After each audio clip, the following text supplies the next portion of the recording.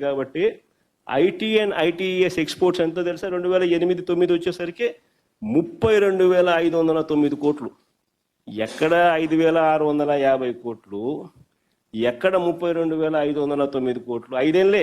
అదే కూడా రాజశేఖర రెడ్డి గారు సెకండ్ టర్మ్.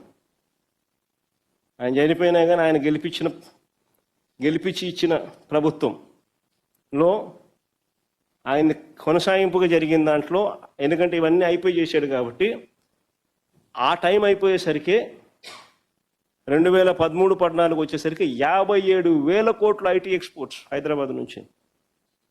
ఎక్కడ 5,650 కోట్లు అని చెప్పి నువ్వే హైదరాబాద్ అంతా నేనే కట్టేసినాను, ఐటీ అంటే చంద్రబాబు నేనే అని చెప్పి చెప్పుకునే పరిస్థితి నుంచి సీ ద డిఫరెన్స్. వేరే వాళ్ళు చేసిన దానికి వాళ్ళ క్రెడిట్ ఇవ్వాల. దాని తర్వాత ఆయన తర్వాత మన కేసీఆర్ గారు వచ్చారు. ఆయన 2 టర్మ్స్ ఉన్నారు.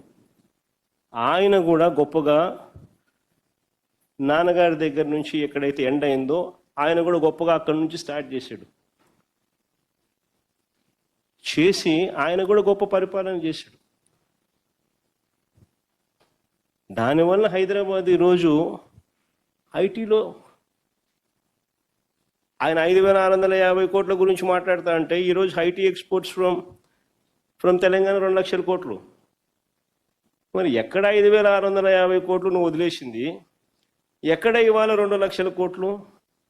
ఈ చంద్రబాబు నాయుడుకి ఇది కొత్త కాదు. వేరే వాళ్ళకు ఇవ్వాల్సిన డ్యూ క్రెడిట్ వాళ్ళకి ఇవ్వకపోవడం చంద్రబాబు నాయుడుకున్న